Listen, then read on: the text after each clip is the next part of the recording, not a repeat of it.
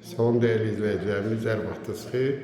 Bugün sizə qanuni 2 otaqlı bir mənzil çəkib təqdim edirəm. Çəkişə başladıq dəhlizdən. Evin giriş qapısıdır.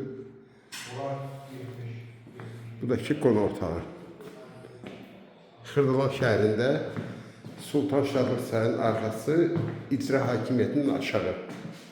Kum sistemi çəkilir, tam təmirdir. 4 mərtəbəli binanın 3-cü mərtəbəsində yerləşir. Yeni tikilmiş binadır. Ümumi sahəsi 54 kvadratdır. Bu da ki eyvanı. Hazır kupçalı mənzil. Bu da ki mətbəxidir. Böyle bir mətbəx. Qiymət 86.000 manat. Bu da ki hamamla ayaq yolsudur.